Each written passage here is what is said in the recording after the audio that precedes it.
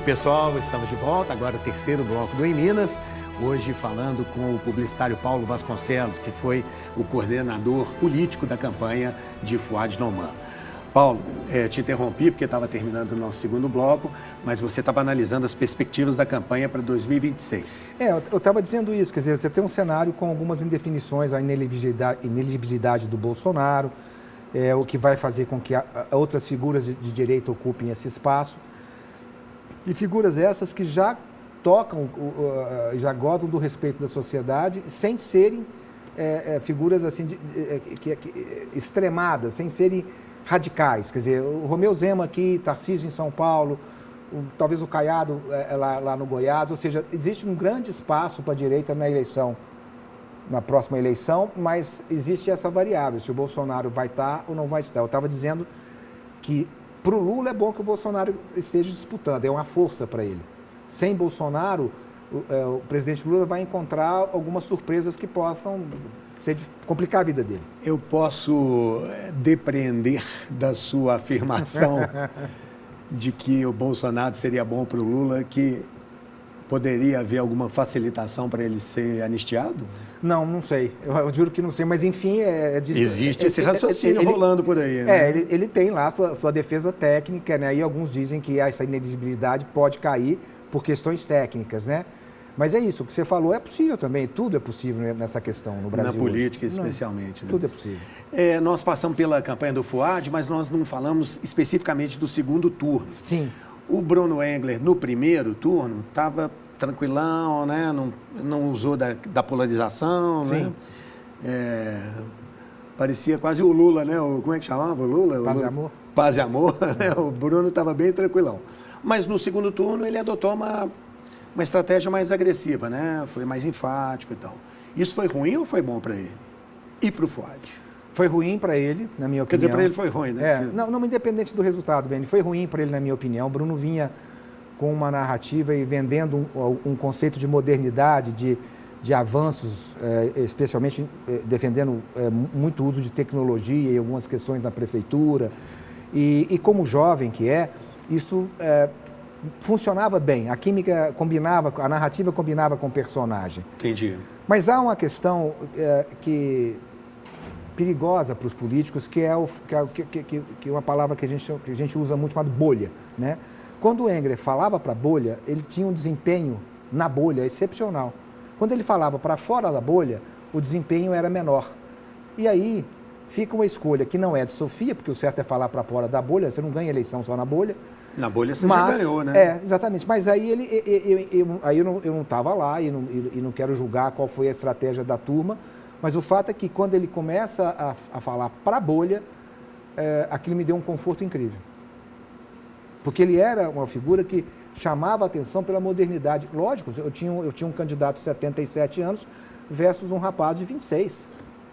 E depois veio a história do livro, né? Esse acho que foi o ápice assim, desse clima de maior agressividade, né? Como é que vocês internamente encararam esse desafio? O livro nos trouxe duas vantagens e uma desvantagem. Só para lembrar, né? Talvez no interior do estado, o Fouad publicou um livro. Esse livro tem alguns trechos de cenas de sexo. É uma denúncia de um estupro, né? Uma denúncia de estupro, e isso foi usado pelo candidato Bruno Engler contra o Fouad, como se fosse... Como se ele fosse um pedófilo. Não, como se ele fosse um escritor de livro pornográfico, né? Teve Vargas todos esses Llosa, aspectos, né? E por aí vai. Então, o Paulinho está nos explicando isso. Enfim, foram duas forças e uma dificuldade. A primeira força é que aquilo aglutinou, né?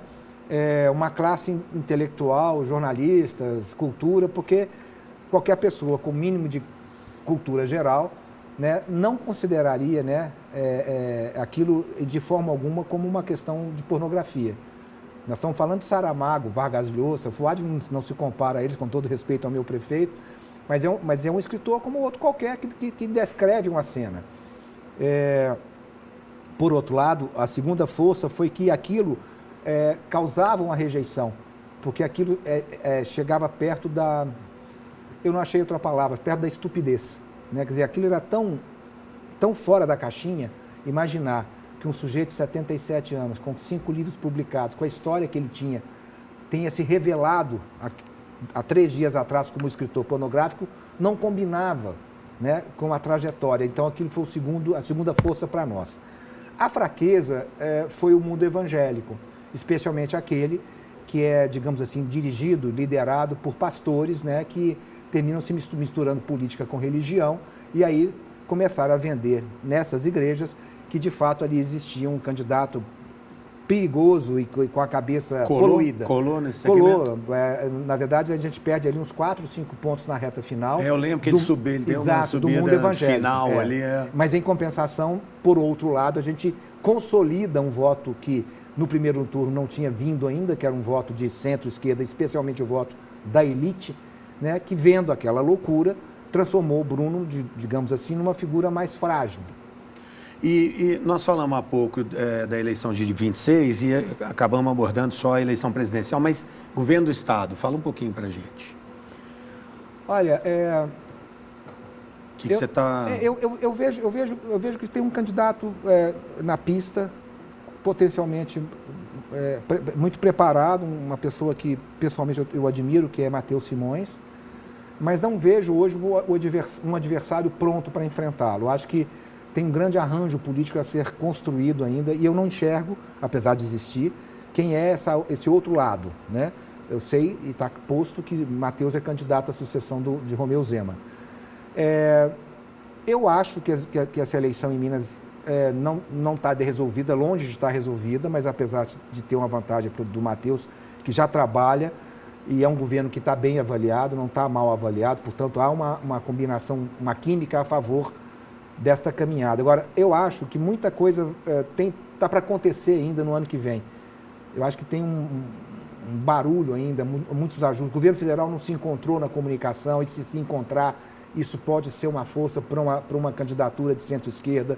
Você tem Marília, por exemplo, que acabou de chegar no 4º mandato, uma grande liderança do PT, Reginaldo Lopes, ou seja, tem forças que, se organizadas e aglutinadas, poderão enfrentar Matheus nessa corrida de 26. O Matheus ainda não é conhecido do grande público, né? Sim. Você acha? Não ainda não é.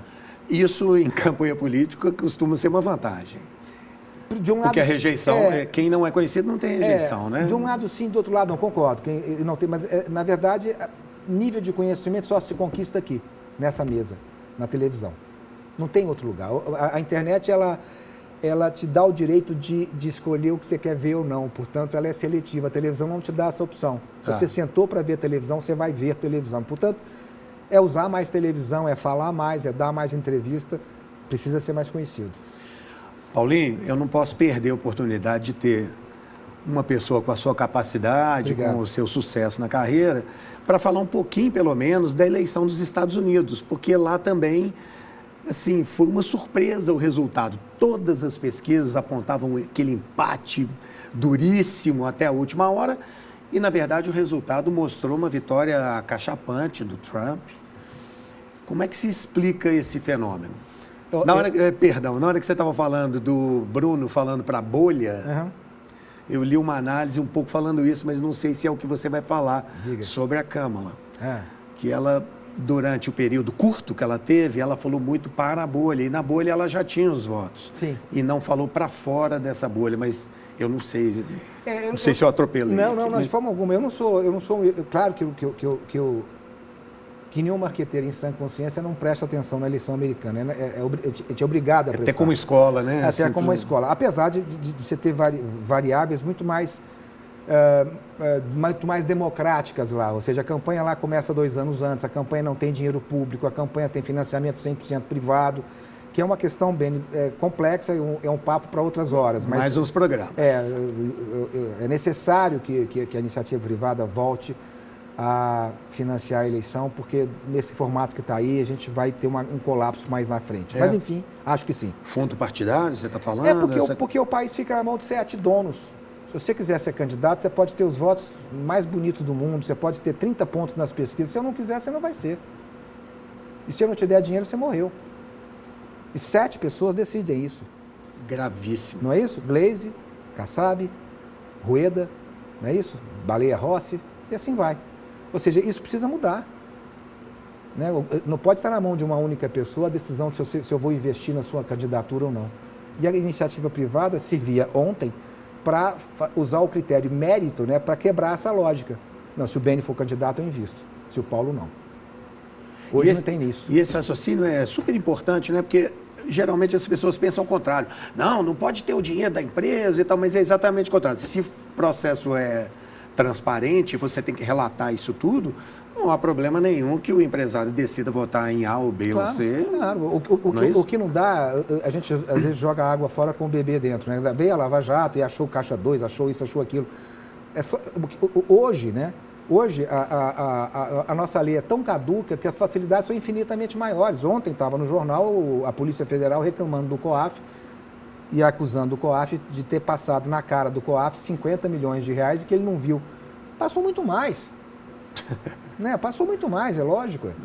Né? Então é isso, quer dizer, o que você tem que ter é uma legislação mais dura, o que você tem que ter é uma penalização mais dura, o que você tem que ter um acompanhamento mais profissional. Por exemplo, você não tem no TSE, né, um gabinete onde tenha lá jornalistas, publicitários, para no mínimo fazer uma leitura técnica das contas apresentadas.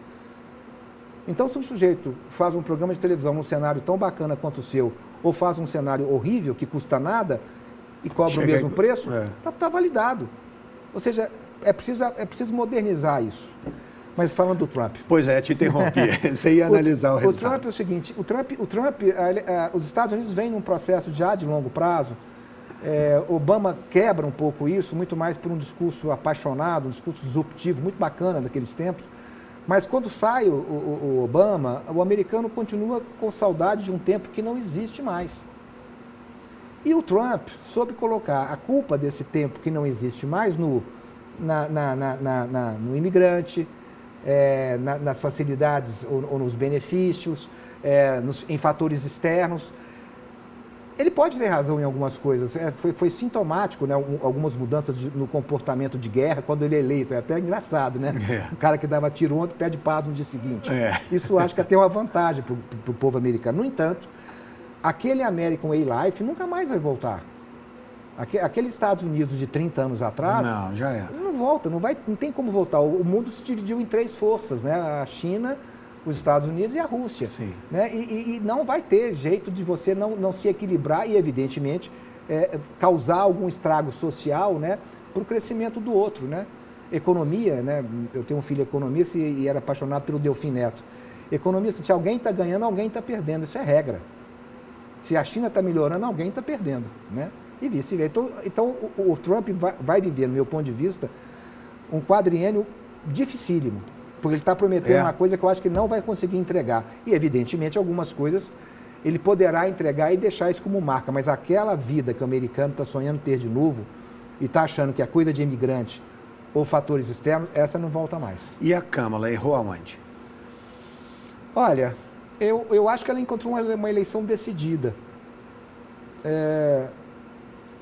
O Biden não conseguia vocalizar ou representar, por fragilidades pessoais, aquele campo político. Não necessariamente foi ele que causou a derrota. A derrota era da narrativa, a derrota era do propósito.